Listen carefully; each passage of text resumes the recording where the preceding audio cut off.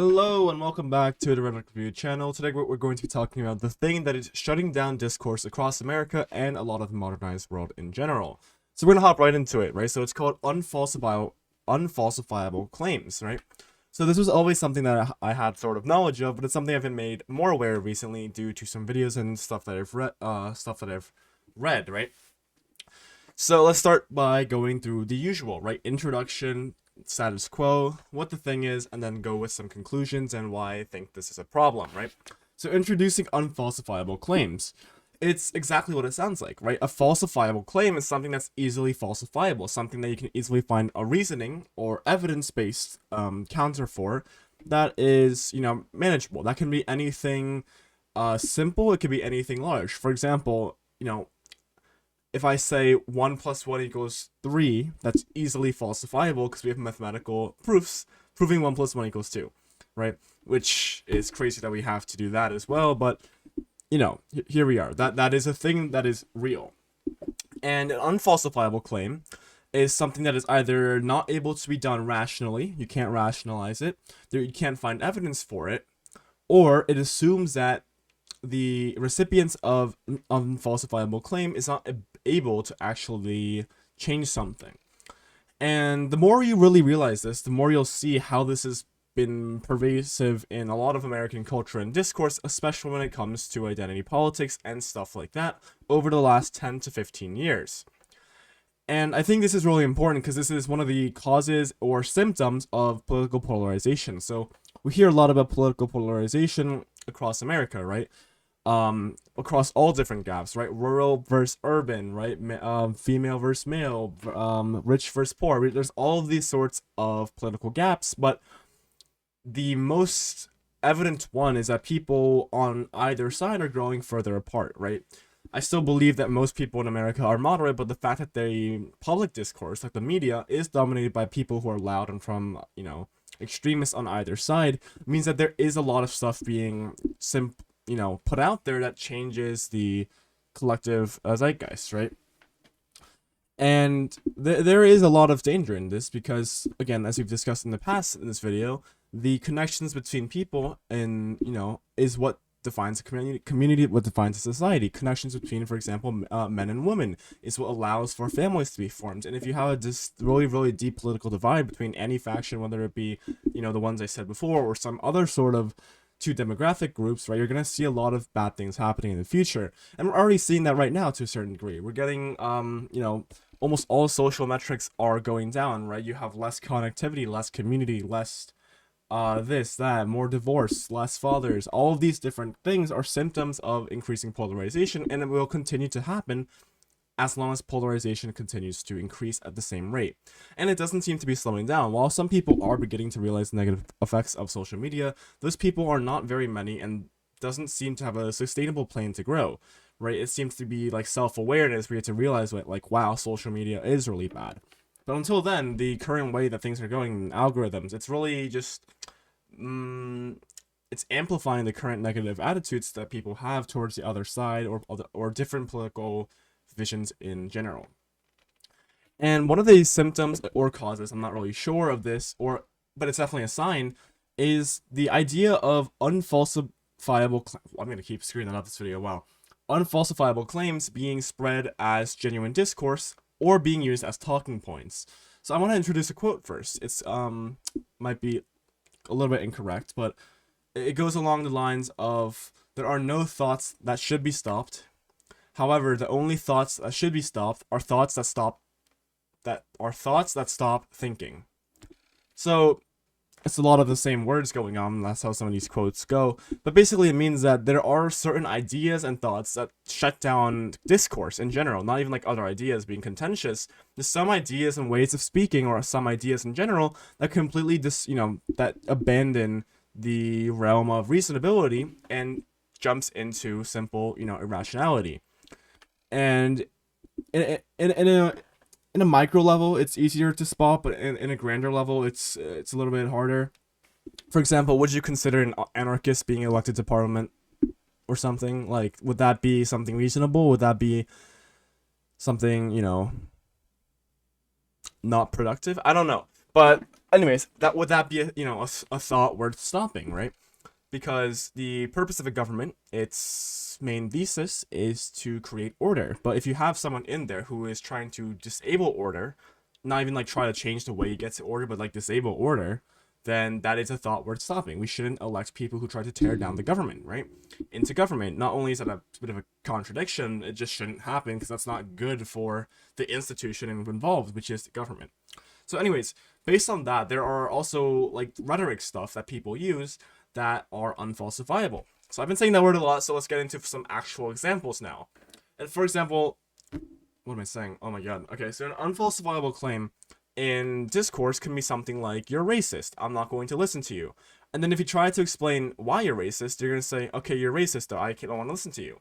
And because in the aggressor's mind, right, they have already perceived you as a certain way, or they're, disingenuously labeling you as such, they are able to now say, because you are XYZ, it doesn't have to be racist. You are blank, right? It could be anything, left, right. Because you are blank, I don't need to listen to you. This completely shuts down discourse. There is no counter argument. You are ascribing a personal trait to someone, and because of that personal trait, you are shutting down discourse. And also, this is really bad because it's, again, unfalsifiable. If you think someone's racist, then in your mind, right? Oh, obviously they don't want to say they are, right? Oh, I can't listen to them. They're untrustworthy. And by doing that, you are, if you truly do believe that, and that you're not trying to be disingenuous with, like, just calling people, using this tactic purposefully, then you are simply shutting down discourse and making it seem like you are in the right. However, it just makes both sides bitter because you believe that this person is evil, and the other side cannot believe what you are doing to them in a polite society. More stuff that you can do, right? For example, there are, I had a few cooked up in my mind before recording this.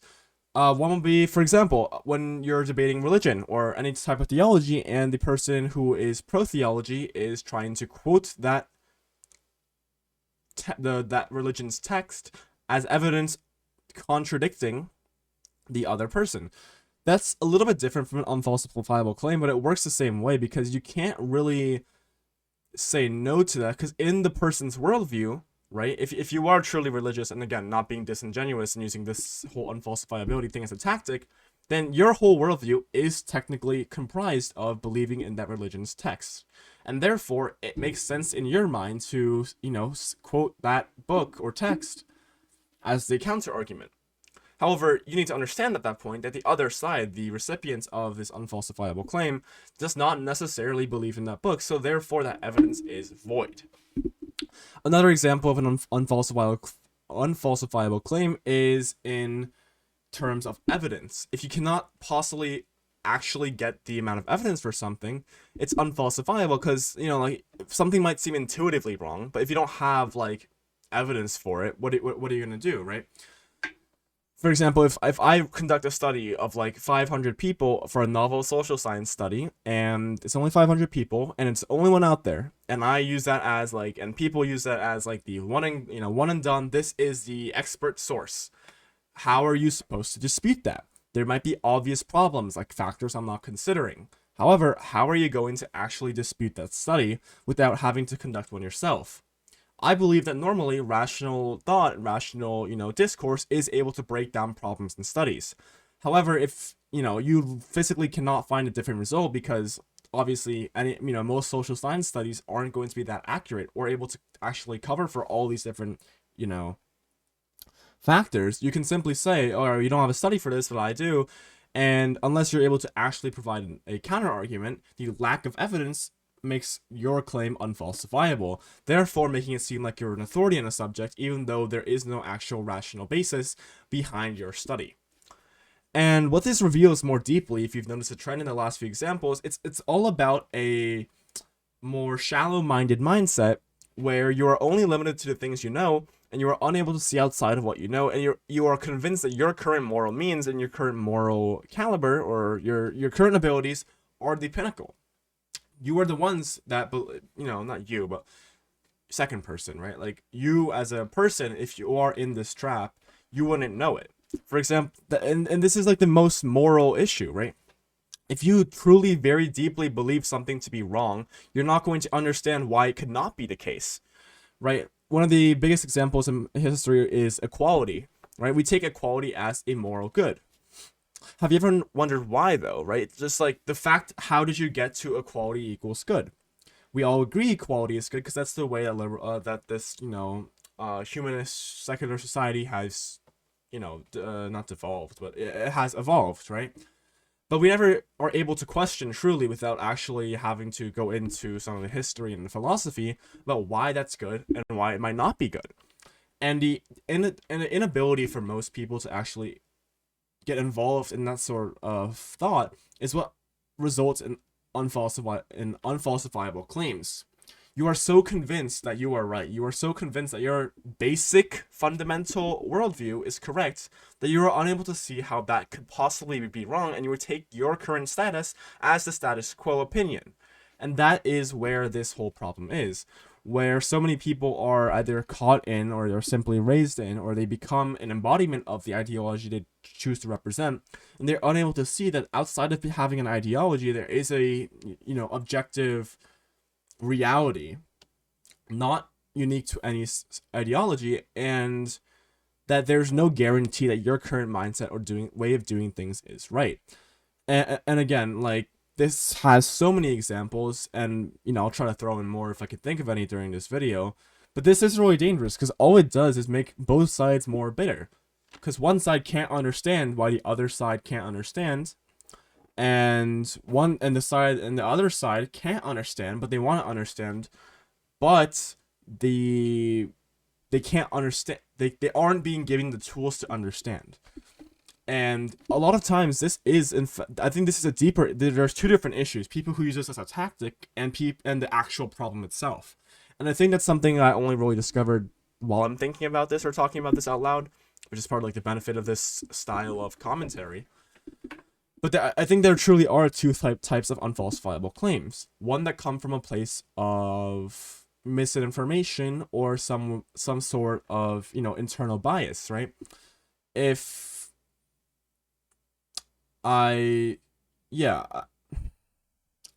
I think the equality example is a really good one, right? If you grow up, or if you're raised thinking equality is good and that is the basic moral basis, you are not going to be able to rationalize without a decent amount of thinking, self-study, and philosophy.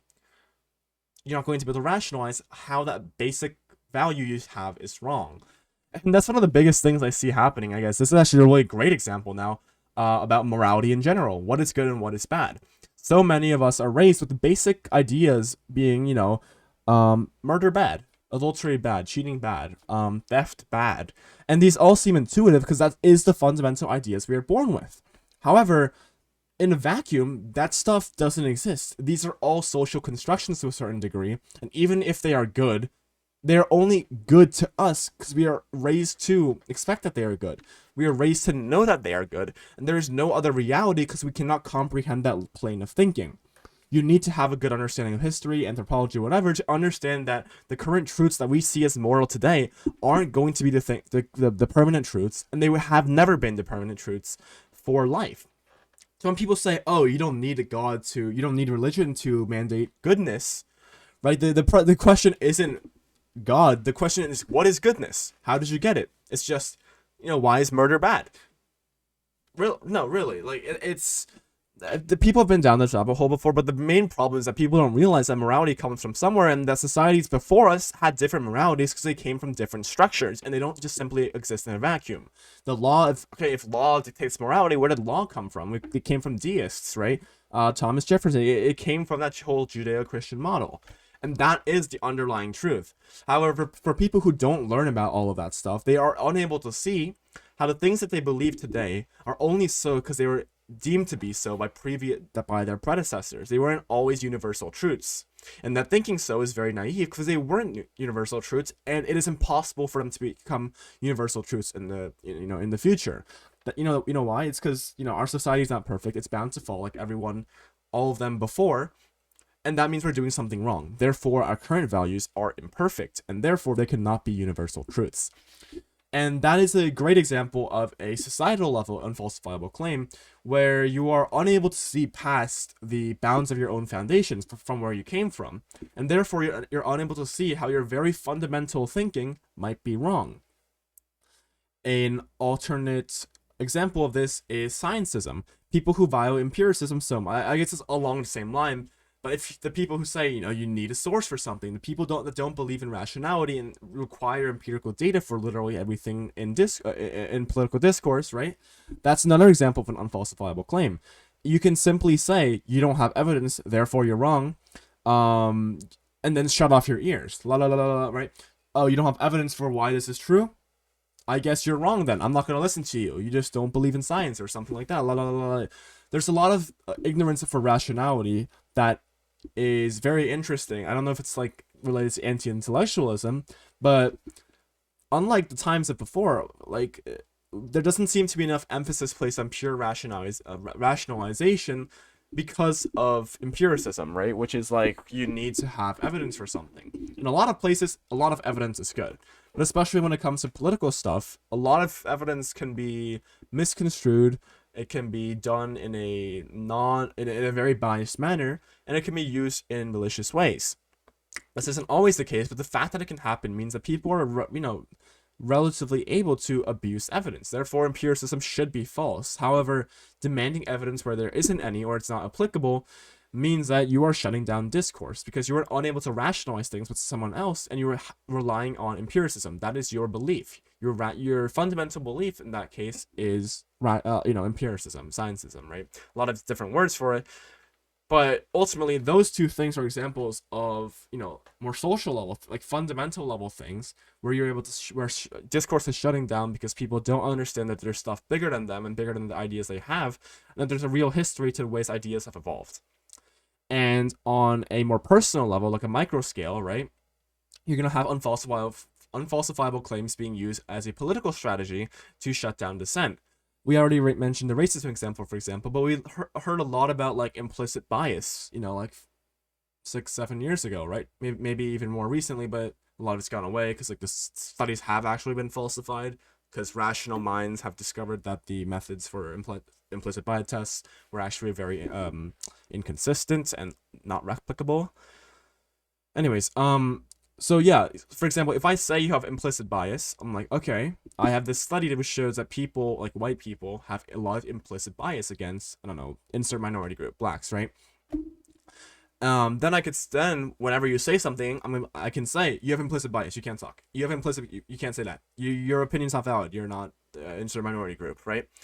And that's an example of a non-falsifiable claim. It tries to, and it's an extension of empiricism where you're trying to shut down discourse by claiming like greater knowledge because you have a study while not acknowledging the rational claims of the opposite side. And this is such a big problem. Like this goes so deep. There's so many examples I can't even talk about. We have like, again, like the religion one, right? If like my Bible said that there will be dissenters, therefore you dissenting against the Bible means you're correct. Means I'm correct, I mean. And like, fine, that works within your worldview, but that isn't a way to actually talk. That's not getting us anywhere. That's not discourse. That's simply one-sided. La la la la la la la. And I don't understand how people can bring themselves to do this. It's gotta be so intellectually dishonest, and the absolute disdain you get from the person you're doing it to must suck as well. And another one is like, there's, and like, here's the thing, like, it's possible to make the argument, like, for example, with like the empiricism one, like, there's a lot of people who like don't have evidence and don't make rational claims but still try to be like correct. This would be like flat earthers, for example, right? That's an example where empiricism works. And people think of that and they're like, okay, there's people like this who try to rationalize things that have already been empirically studied, like the earth, and then they try to translate that into like the social sciences. And that just completely falls apart because the social sciences isn't as accurate as the hard sciences for like almost all the time. And that's another example of a more micro level unfalsifiable claim. And there was a really big one I had thought of. Give me a second. Yes, I remember now. Quick break. So the one I was thinking of is the conspiracy theory one.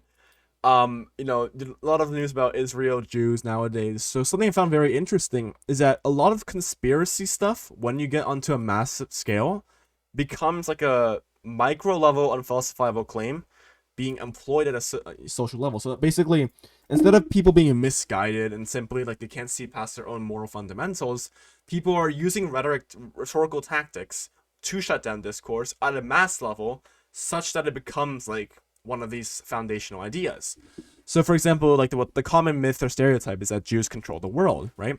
And so, therefore, if anyone speaks up against that idea, you can simply say you are being controlled, or that's propaganda. You have fallen to propaganda, and then you can say, because you have fallen to propaganda, I don't need to listen to you.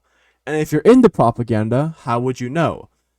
And that is just like a spiral that goes on where like the person who is accusing the person of being in a propaganda who is being propagandized, right, they can't believe them because they don't know what's true, and they truly believe that the other side is having propaganda. But more so, it shuts down discourse because you don't want to believe anything they say because they're like a Israel narc or something, or they're a Chinese propaganda agent, right? Same thing goes around. Oh my God, you're so propagandized by America, therefore I can't listen to anything you say. It's really a terrible thing. Where if you have a bit of patience, intellectual honesty, any level of these kind of things, and you're able to quickly see and spot these things out. But when people are stubborn, and when you get a lot of people who will think like this, you get a lot of negative spaces and the inability to have discourse. Because here's the thing: if every time you have a rational disagreement with someone about something and you cry wolf, or I don't know why I said that, or you cry like XYZ bad thing they're saying, or they're being propagandized, or they're from Israel and therefore can't be trusted, or they're racist and can't be trusted. All of these different things, right? These combine into unfalsifiable claims shutting down discourse. So, let me know what you think about unfalsifiable claims. Did I get anything wrong here? Bit of a different video today. I didn't think I didn't think that would take 22 minutes. But yeah, this is a real issue, and when you see it, once you start seeing it, it's very, very easy to spot, and there's nothing you can do about it. Because once you get like 1, 2, like 10, 50 people thinking the same way, thinking that this other group is wrong and that we're right, and that group, they're falling for propaganda, so we can't listen to anything they say. That's when things start going downhill, and that's when things really, that's when things go to shit. Here's an example. The whole what's it called? Abortion issue. If you're a man, you can't have any opinion. La la la la la la la la. I don't want to listen to you saying this is wrong. Or like, I don't know, any of these issues that involve two different groups or two different ways of thinking, you're gonna see a lot of this sort of unfalsifiable claims, right? Prove that you're not racist. How the hell am I supposed to prove that I'm not racist? Like unironically, the best thing you can say is I have black friends, or I have Asian friends, or I have white friends. That is like legitimately the only way to prove it, because you can't like unfalsifiably you can't falsify the claim that I'm racist, because like I might be lying, who knows, right? If you say that I'm racist, I'm gonna say, okay, no, I'm not racist, but that's not like a actual sorry, it is absolutely an actual way to go against it, right? A lot of racists are proud that they're racist. But if I am racist, and if I'm not racist, but you say I'm racist, and I say I'm not, why would you believe that I'm telling the truth? And that's the problem. You're able to trap people in these corners, and then you're able to feel self-righteous by saying, oh, he's a racist, I don't want to listen to him, and I'm doing a good job by not giving a platform to a racist. And that's how it goes usually. I'm yet to experience this myself. On occasion I have actually, but I'm yet to really like see a very blatant example of this in my real life. But seeing this online, seeing this on TV, it's very, very disheartening. Anyways, Rhetoric Feud out. Comments, discussions, you know the drill. I'll respond to your comments.